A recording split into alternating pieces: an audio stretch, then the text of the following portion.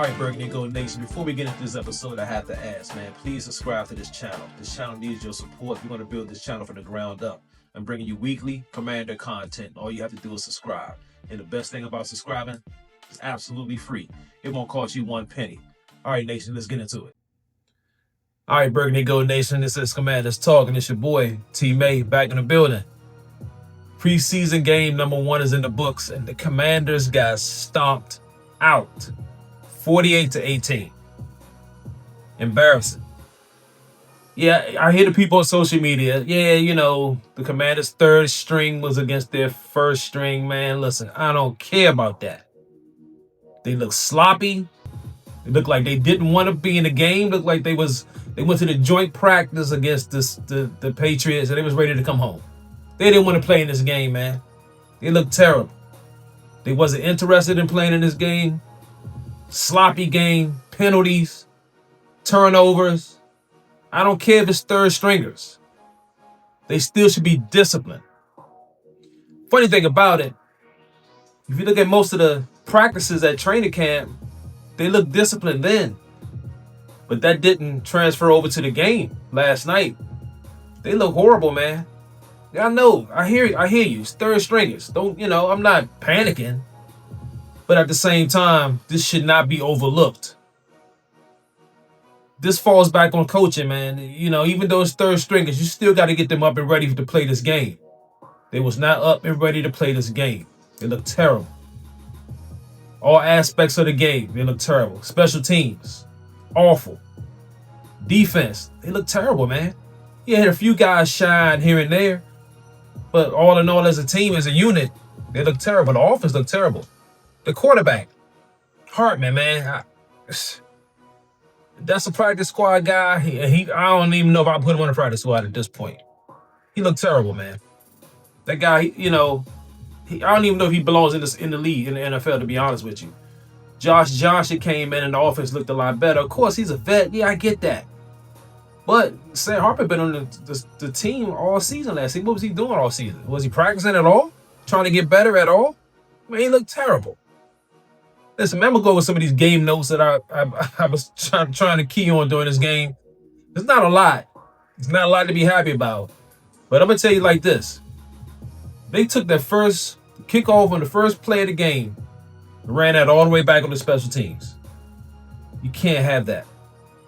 You let this guy run 99 yards on you, open the kickoff. That's embarrassing. I don't care if it's third stringers. That was embarrassing, man. You can't have that. Man, let's check some of these notes out I got. Say Hartman got to start. And like I said before, man, he just didn't look good at all. There was a lot of Burgundy Gold fans at the stadium. I was happy to see that, but we didn't give them much to cheer for. They traveled, and we didn't. The team did not give them a lot to cheer for at all, man. Chris Moore, wide receiver Chris Moore, he had some big drops. Hey, listen, man, I don't expect this dude to be on the squad. You got some other wide receivers playing way better than him. I don't even know why he started. He started. He was making drops. Let's get him out of here. Period. My man Johnny Newton, he looked pretty good last night, man. He started. He looked good. Matt Gay. What's up with Matt Gay? Hey, for a second, I thought Zane Gonzalez was back on the squad, missing field goals. I mean, Matt Gay, come on, man. 49-yard field goal. You should be able to bang that in your sleep. He's a proven vet, man. Why is he missing those? I'm just not happy with that, man. I'm not happy at all. Linebacker Dominique Hampton. Terrible face mask penalty. He was missing tackles. He was blowing coverages. Yeah, he's a young dude. But are they coaching these young dudes up or what? What's happening? What's going on? Dude, I mean, the one play where my man Drake May scrambled, ran right up the middle, it wasn't a linebacker in sight. He could have moonwalked in the end zone.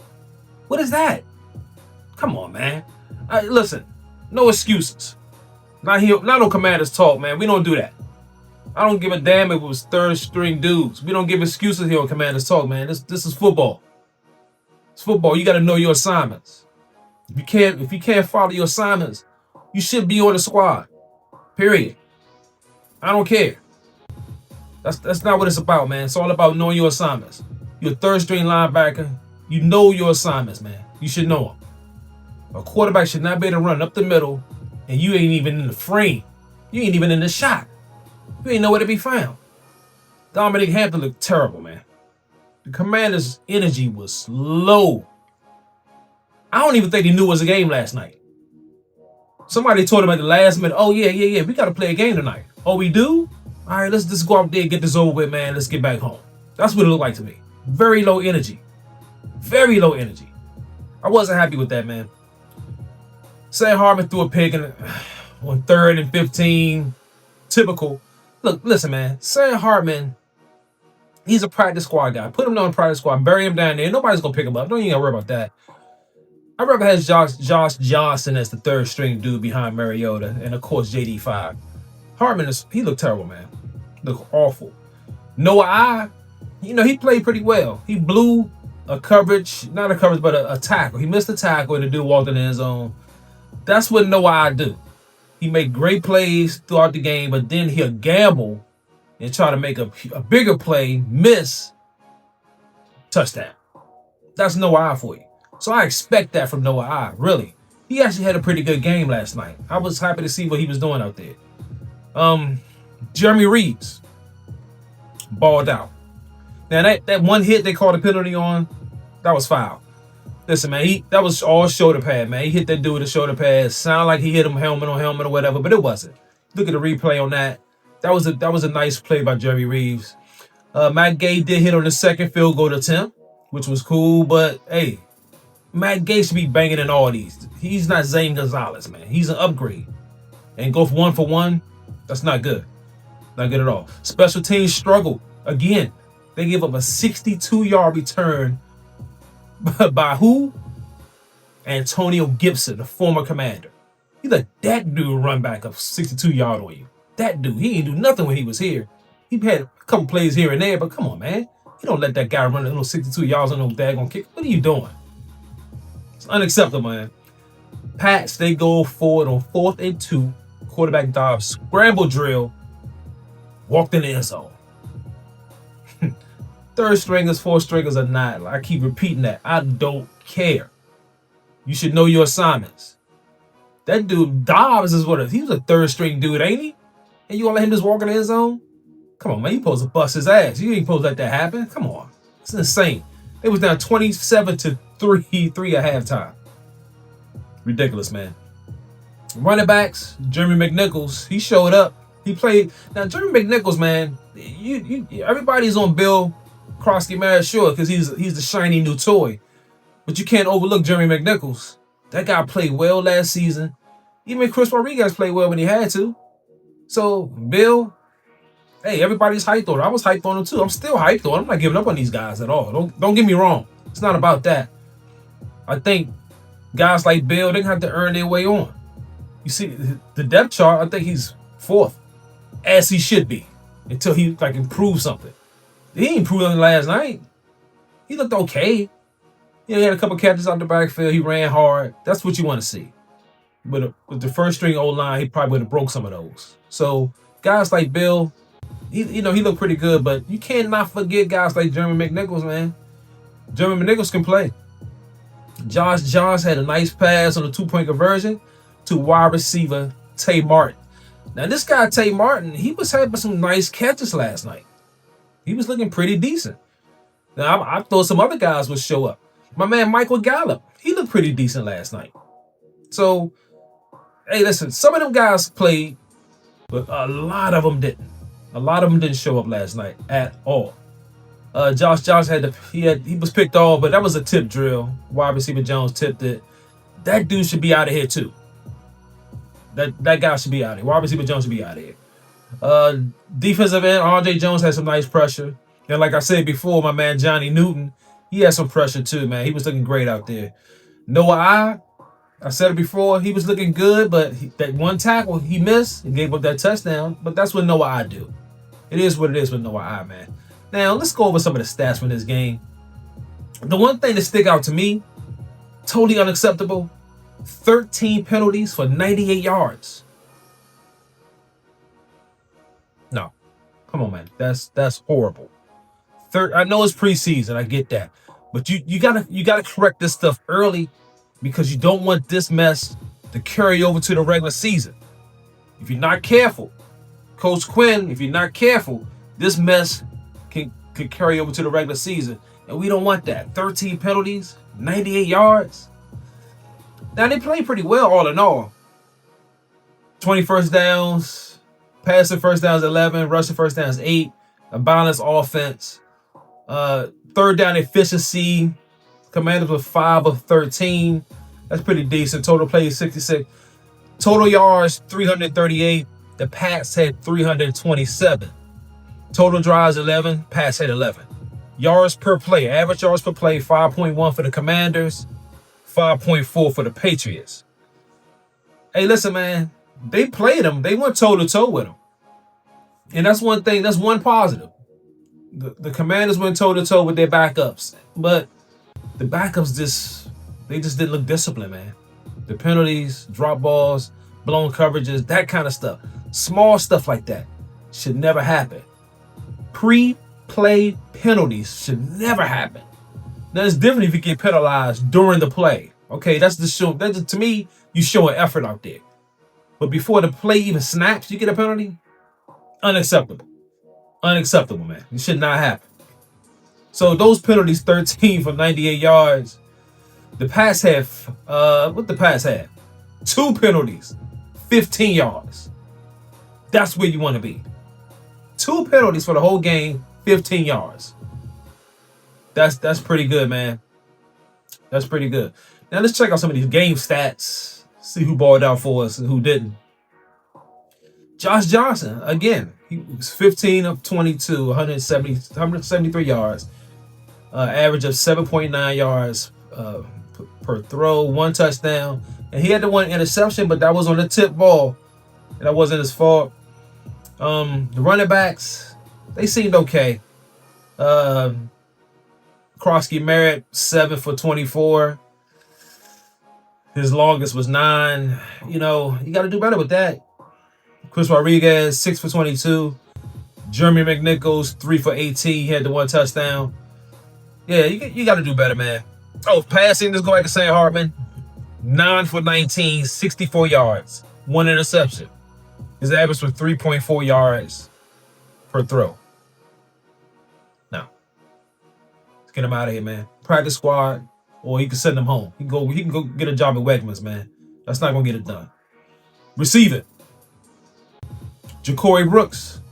That was the training camp standout right there. Ja'Cory Brooks, he had 5 catches, 59 yards. He helped his case.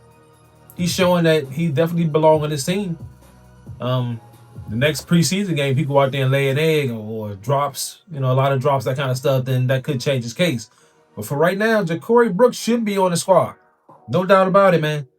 Tay Martin, as the guy mentioned before, he had 3 receptions for 36 yards. Michael Gallup, 2 for 27. Jeremy McNichols, 1 for 14. KJ Osborne. That's a guy who I thought, will probably ball out for us too. 2 catches, 14 yards. Ben Sinnott. Tight end Ben Sinnott, man. 2 catches, 10 yards. Yeah, I know. He had Sam Hartman throwing in the ball. I get it. If JD5 was out there, it'd probably been a lot different. But at the same time, man, you still need these guys to show up, man. To show that opportunity and the ball out. My man Ben Sinnott had 3 targets, so 3 targets, he caught 2, 10 yards. Okay, I can accept that. Defense. Not a lot to cheer for. There's not a lot to report on this defense. Carlin Vickers, man. He had 8 solo tackles. A lot of times Carlin Vickers look pretty good out there, but a lot of times he just look out of his element. Like, he just looks small. He's like a high school dude out there trying to play. It's the reason why he was an undrafted guy. Okay, it's possible he could make the squad, but I don't know, man. Noah eyeballed out. He had 5 tackles. Dominique Hampton had 5 tackles, but a lot of times he was out of position. He was lost out there. He was hurt a lot last season. I get that. But Dominic Hampton has to do better, man. You shoot, man. You're learning behind Frankie Louvu, B-Wag. You playing. You got those guys. Go pick their brain, man. Go sit in film study with these two dudes, man, for hours until you figure it out. It's unacceptable, man. Jeremy Reeves, Revo had 4 tackles. Percy Butler 3 tackles. Kay Madrano, who looked lost at times, 3 tackles. Johnny Newton, 3 tackles in that big sack and the strip and the tackle for loss and the strip fumble, man. That guy balled out in the short time frame that he was out there. He looked pretty good. So, all in all, man, I would say we got a lot to clean up. We have a lot to clean up. I don't care, first string, second string, third string. You cannot give up 48 points, period. Unacceptable, man. You can't do it. Now, the rookies. How did the rookies look? One guy's name wasn't called all night. Right tackle, Josh Conley Jr. But that's not a bad thing. That's actually a good thing. That means he was playing well. You didn't hear his name. You didn't even know he was out there. Because this man did not get no pressures or sacks. So you got to give him a shout out. He looked pretty good. Okay? Second round pick, Trey Amos, cornerback. He looked good.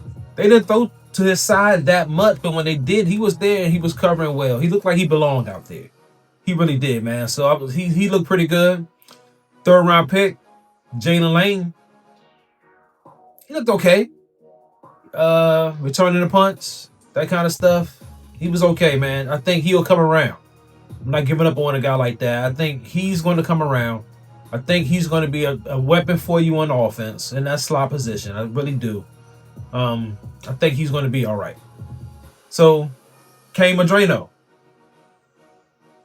linebacker. He's okay. He's got a lot to learn, man. Got a lot to learn, and he will. Behind B-Wag and guys like that, you got a Hall of Famer here, man. You better stick to that guy like white on rice doing these training camps and practices. Pick that guy's brain. He would get sick of me because I'll be calling that dude on the phone every day with questions. You got a guy like B-Wag in the building, you pick his brain. You pick his brain, man, until you can't pick it no more. That's what it's all about. So, running back, Corey Cross-Gamera, my man Bill, he was okay. He didn't light it up. I thought he was going to have a better game than what he had. I thought he was going to break a run or two like he was doing it in training camp. He's been tearing it up in training camp. But hey, listen, that scares me too. Because this 7th round pick is running all over your defense in training camp. So that means defensive line might not be good this year. If you're letting this guy run all over you, it could be a problem. They're showing you either this guy's really good or your defensive line is really bad. So, I don't know. But we got to clean it up. Bill, I think he's going to be a weapon for us. He's not going to take B-Rob's spot right away. You can see that from last night. He's not ready. He's not going to take B-Rob's spot. He's going to have to earn it. Might not even earn it this season. We'll see. It might be next season before he earned that spot. Because he looked okay, but you can tell he ain't no dominant rusher. He's good. He's getting better. And that's what you want. You can't ask for more than that. But day one, I don't know. I don't see it, man. I think he's going to have to earn that spot. I think he will over time. But for right now, it's going to have to be B-Rob, man. Jeremy McNichols, guys like that. They're going to carry the rock for us early. And Bill's going to come in and hopefully get a lot more touches, in the early parts of the season to later parts of the season. It is what it is. So, again, Commanders got stomped out 48-18. Embarrassing. Third stringers or not. It's embarrassing. They almost put up a nickel on you. Can't let that happen in football. That's almost a basketball score, man. What's going on? You have 48 points. Unacceptable.